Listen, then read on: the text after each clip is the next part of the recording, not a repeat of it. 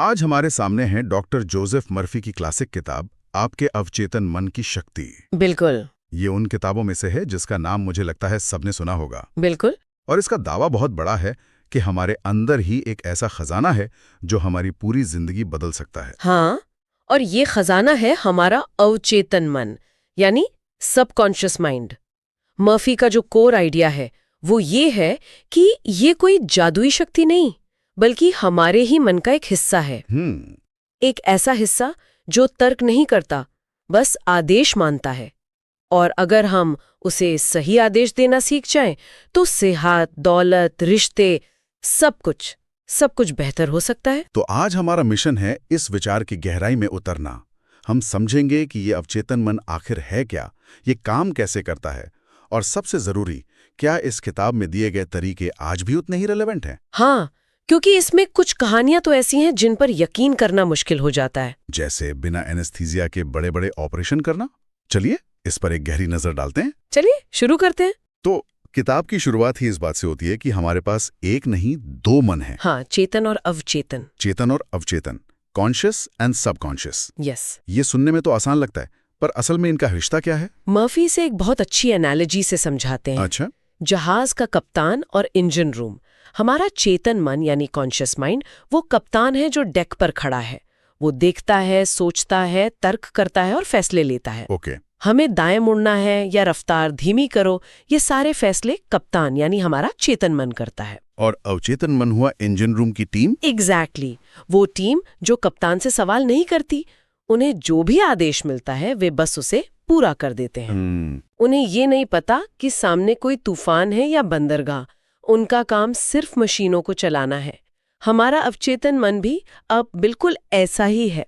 वो हमारे शरीर के सारे ऑटोमेटिक काम संभालता है। सांस लेना, दिल का धड़कना, खाना पचाना, और सबसे जरूरी बात, वो हमारे चेतन मन से मिले हर विचार को एक आदेश की तरह लेता है, चाहे वो अच्छा हो या बुरा। हाँ, बिना ये सोचे कि वो सही है या गलत, अच्छा है या बुरा। यहीं पर आकर ये बात थोड़ी खतरनाक भी लगती है। अगर मैं लगातार ये सोचूं कि मैं ये काम नहीं कर सकता, तो मेरा अवचेतन मन इसे सच मानकर वैसे ही हालात पैदा करने लगेगा। बिल्कुल। यही इस किताब का सबसे बड़ा और सबसे जरूरी सिद्धांत है। मर्फी कहते हैं कि अवचेतन मन एक उपजाऊ जमीन की तरह है और हमारे विचार बीज की तरह। अच्छा। आप उसमें असफलता और डर के बीज बोएंगे तो वही फसल उगेगी। अगर आप सेहत और कामयाबी के बीज बोएंगे तो वो फसल लहलहाएगी। सही बात है। जमीन को फर्क नहीं पड़ता कि बीज गुलाब का है या जहरीले पौधे का, वो दोनों को पूरी शिद्दत से उगाएगी। ये कप्तान और इंजन रूम वाली एनालॉजी इसे समझने का एक बहुत अच्छा तरीका है। हाँ, और दिलचस्प बात यह है कि ये विचार आज के न्यूरोसाइंस और साइकोलॉजी से भी जुड़ता है। वो कैसे? आज हम जिसे सिस्टम 1 और सिस्टम 2 थिंकिंग कहते हैं। सिस्टम 1 यानी हमारा तेज ऑटोमेटिक भावनात्मक मन, जो कि अवचेतन है, और सिस्टम 2 यानी हमारा धीमा तार्किक मेहनत करने वाला मन यानी चेतन मन। मर्फी 1960 के दशक में बिना इन शब्दों का इस्तेमाल किए इसी डायनामिक की बात कर रहे थे। हमारे ज्यादातर फैसले और आदतें सिस्टम 1 से ही चलती हैं। अच्छा, तो ये सिर्फ पुरानी फिलॉसफी नहीं है, बल्कि इसका एक मॉडर्न साइंटिफिक कनेक्शन भी है। बिल्कुल। अब आते हैं किताब के सबसे मजेदार हिस्से पर, सुझाव यानी सजेशन की शक्ति। मुझे एक ओपेरा सिंगर की कहानी याद आ रही है जिसे स्टेज फ्राइट था। ये एक क्लासिक उदाहरण है ना? हाँ, ये ऑटो सजेशन यानी खुद को सुझाव देने का एक बेहतरीन उदाहरण है। वो एक बहुत काबिल सिंगर थी, लेकिन जैसे ही मंच पर जाने का समय आता, डर के मारे उसके गले की मांसपेशियां ऐंठ जाती थीं। उसने अपने चेतन मन से बहुत कोशिश की, खुद को समझाया, पर कुछ काम नहीं आया। तो फिर उसने क्या किया? उसने एक अलग तरीका अपनाया। मंच पर जाने से ठीक पहले वो शीशे के सामने खड़ी हुई और खुद से जोर से कहा, छोटी मैं बड़ी मैं को दबाने की कोशिश कर रही है, लेकिन ऐसा नहीं होगा। छोटी मैं और बड़ी मैं? हाँ, यहाँ छोटी मैं उसका डर था और बड़ी मैं उसके अवचेतन मन की शक्ति। फिर उसने अपने अवचेतन मन को आदेश दिया, अब तुम्हें काम संभालना होगा। मैं गाना चाहती हूँ और तुम्हें गाना होगा। एक आदेश की तरह? हाँ, उसने इसे एक आदेश की तरह बार बार दोहराया, और नतीजा ये हुआ कि उसका डर गायब हो गया और उसने उस रात एक शानदार परफॉर्मेंस दी। उसने अपनी इच्छा शक्ति से नहीं बल्कि अपने अवचेतन को आदेश देकर डर पर काबू पाया। मतलब उसने अपने अंदर के कप्तान को बदलकर इंजन रूम को सीधे निर्देश दिए। एग्जैक्टली। लेकिन किताब ये भी कहती है कि दूसरों के दिए सुझाव यानी हेट्रो सजेशन भी उतने ही शक्तिशाली हो सकते हैं। और यहाँ मुझे उस आदमी की कहानी याद आती है जिसकी मौत एक भविष्यवाणी की वजह से हो गई थी। हाँ, और ये कहानी दिखाती है कि ये शक्ति कितनी खतरनाक हो सकती है। मर्फी बताते हैं कि उनका एक रिश्तेदार भारत गया था, जहां एक भविष्यवक्ता ने उसे कहा कि उसका दिल कमजोर है और उसकी मौत अगली अमावस्या को हो जाएगी। लेकिन क्या ये सिर्फ एक संयोग नहीं हो सकता, या शायद उस आदमी की मौत डर से हुए हार्ट अटैक से हुई हो? मतलब क्या हम वाकई ये मान सकते हैं कि सिर्फ एक सुझाव किसी की जान ले सकता है? आपका सवाल बिल्कुल जायज है। इसे सीधे सीधे जादू की तरह देखना गलत होगा। असल में यहाँ पर नोसीबो इफेक्ट काम कर रहा है। नोसीबो इफेक्ट, हाँ, ये प्लेसीबो इफेक्ट का ठीक उल्टा है। प्लेसीबो में विश्वास से इलाज होता है और नोसीबो में नकारात्मक विश्वास से नुकसान होता है। उस आदमी ने उस भविष्यवक्ता की बात पर इतना गहरा यकीन कर लिया कि उसके अवचेतन मन ने उसे एक सच्चाई के तौर पर स्वीकार कर लिया। इस गहरे डर और तनाव ने उसके शरीर में ऐसे बायोकेमिकल बदलाव किए होंगे जिन्होंने वाकई उसके दिल पर असर डाला और ठीक उसी दिन उसकी मौत हो गई। तो सुझाव ने सीधे जान नहीं ली? नहीं, सुझाव से पैदा हुए गहरे विश्वास और डर ने उसके शरीर को बंद कर दिया। किताब का संदेश यही है कि हमें यह चुनने का अधिकार है कि हम किस सुझाव को स्वीकार करते हैं और किसे खारिज। ठीक है, तो विचारों से डर और आत्मविश्वास पर असर डालना, ये समझ में आता है। लेकिन किताब इससे भी कई कदम आगे जाती है ना? हाँ। ये शारीरिक बीमारियों को ठीक करने और यहाँ तक कि दौलत खींचने की बात करती है। हाँ। यहीं पर आकर कई लोग स्केप्टिकल हो जाते हैं। सही है। चलिए पहले स्वास्थ्य वाले दावे पर बात करते हैं। हाँ, और ये किताब का सबसे विवादास्पद हिस्सा भी है। मर्फी का मानना था कि ज्यादातर बीमारियां मानसिक स्तर पर शुरू होती हैं। इसका सबसे हैरान करने वाला उदाहरण वो 1840 के दशक के स्कॉटिश सर्जन डॉक्टर जेम्स एसडेल का देते हैं। एक मिनट, बिना एनेस्थीसिया के 400 बड़े ऑपरेशन? ये बात मेरे दिमाग में घूम रही है। मतलब मरीजों को कुछ भी महसूस नहीं हुआ? ये आज के समय में कैसे संभव लगता है? ये सुनने में अविश्वसनीय लगता है, बिल्कुल। और हमें इसे उस समय के कॉन्टेक्स्ट में देखना होगा। डॉक्टर एसडेल बंगाल में काम करते थे, जहां क्लोरोफॉर्म जैसे केमिकल एनेस्थीसिया उपलब्ध नहीं थे। उन्होंने पाया कि वो मरीजों को एक गहरी हिप्नोटिक स्टेट में ले जा सकते थे। अच्छा, हिप्नोसिस। एक तरह से हाँ। हिप्नोसिस क्या है? ये एक ऐसी अवस्था है जहां चेतन मन लगभग सो जाता है और आप सीधे अवचेतन मन से बात कर सकते हैं। ओके। बहुत ज्यादा थी, लगभग शून्य हो गई। आज के मेडिकल साइंस के नजरिए से देखें तो ये प्लेसीबो इफेक्ट, हिप्नोसिस और मन की दर्द को नियंत्रित करने की क्षमता का एक चरम उदाहरण है। तो ये कोई चमत्कार नहीं था? नहीं, ये दिखाता है कि हमारा मन हमारे शरीर पर कितना गहरा नियंत्रण रखता है। ठीक है, ये एक्सप्लेनेशन इसे थोड़ा और विश्वसनीय बनाता है। अब बात करते हैं दौलत की। किताब में एक लाइन है, गरीबी एक मानसिक रोग है। ईमानदारी से कहूं तो ये लाइन पढ़कर थोड़ा गुस्सा भी आता है। ऐसा लगता है जैसे ये दुनिया की आर्थिक सच्चाइयों को नजरअंदाज कर रही है।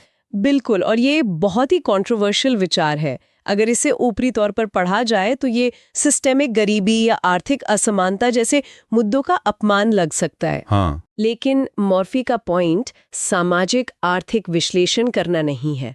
उनका फोकस सिर्फ एक व्यक्ति के अंदर दौलत के विचार के साथ कैसा रिश्ता है, इस पर है। इसका मतलब क्या हुआ? मतलब ये है कि अगर कोई व्यक्ति चेतन रूप से तो अमीर बनना चाहता है, लेकिन उसके अवचेतन में ये विश्वास बैठा हुआ है कि पैसा सारी बुराई की जड़ है या अमीर लोग बेईमान होते हैं। हाँ बिल्कुल, तो उसके अंदर एक संघर्ष चलता रहेगा।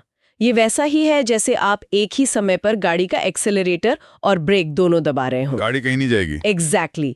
मॉर्फी कहते हैं कि गरीबी का रोग ये विरोधाभासी सोच है। तो इस मानसिक रोग का इलाज क्या है? क्या सिर्फ मैं अमीर हूं सोचने से कोई अमीर बन सकता है? सिर्फ सोचने से नहीं, बल्कि उसे महसूस करने से।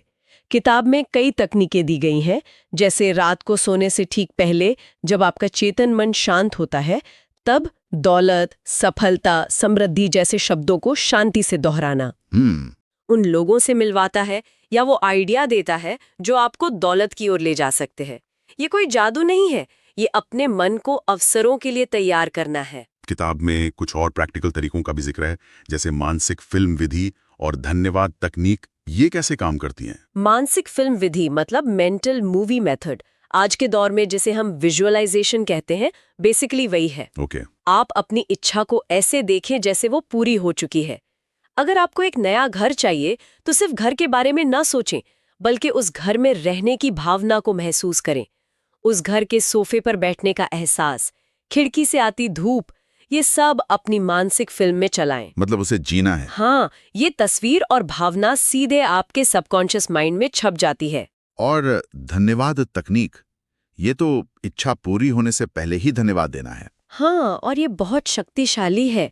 जब आप किसी ऐसी चीज के लिए धन्यवाद देते हैं जो अभी आपके पास नहीं है, तो आप अपने मन को कमी की भावना से हटाकर प्रचुरता या अबंडेंस की भावना में ले आते हैं। आप ये मान लेते हैं कि वो चीज आपको मिल चुकी है।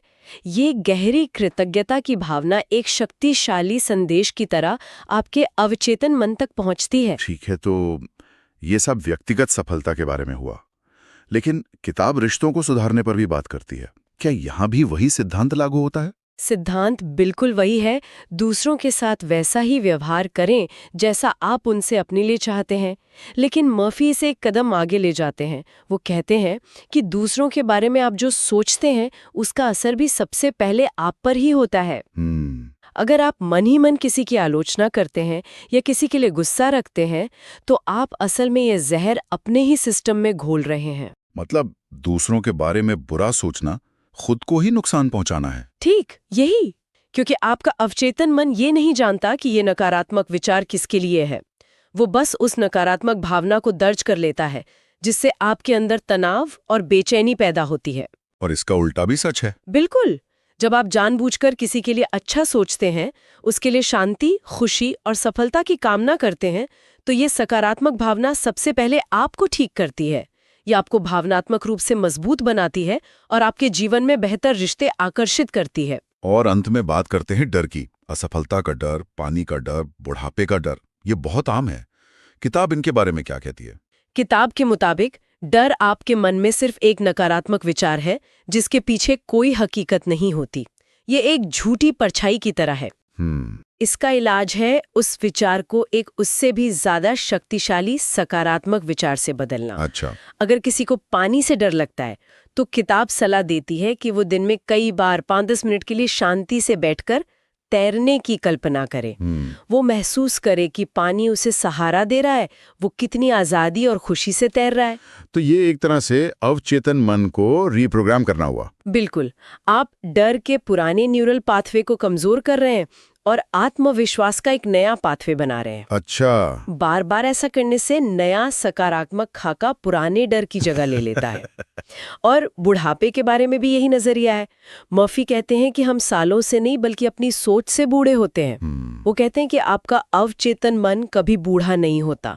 अगर आप खुद को हमेशा सीखते हुए उपयोगी और ऊर्जावान मानते रहेंगे तो आपका शरीर और दिमाग भी उसी का पालन करेगा। तो कुल मिला के अगर इस पूरी चर्चा का सार निकालें तो ये किताब कहती है कि हमारी बाहरी दुनिया हमारे अंदरूनी विचारों का आईना है और हमारा अवचेतन मन एक शक्तिशाली सहयोगी है, बशर्ते हम उसे सही निर्देश देना सीख जाएं। ये सिर्फ पॉजिटिव थिंकिंग नहीं है, बल्कि अपनी गहरी मान्यताओं को बदलने की एक प्रक्रिया है। बिल्कुल सही। ये एक ऐसा टूल है जो हर किसी के पास है। जरूरी ये है कि हम अपने विचारों के कप्तान बने, ना कि उनके गुलाम। हमें लगातार अपने मन को उन चीजों से भरना होगा जो हम असल में अपनी जिंदगी में चाहते हैं। ये विश्वास और कल्पना की शक्ति का एक प्रैक्टिकल गाइड है। इस चर्चा से एक आखिरी विचार मन में आता है जिस पर सोचने की जरूरत है। किताब में एक बहुत दिलचस्प बात कही गई है कि अगर आपकी इच्छा यानी विल पावर और कल्पना यानी इमेजिनेशन में लड़ाई हो तो हमेशा कल्पना की ही जीत होगी। हाँ। आप चेतन मन से सफलता चाहते हैं, लेकिन आपके मन में लगातार असफलता की तस्वीरें चल रही हैं, तो अंत में डर ही जीतेगा। ऐसे में सवाल ये उठता है कि हम अपनी गहरी अनकही कल्पनाओं को, जो अक्सर हमारे डरों से जुड़ी होती हैं, उन्हें कैसे पहचानें और उन्हें अपनी सचेत इच्छाओं के साथ एक ही दिशा में कैसे लाएं।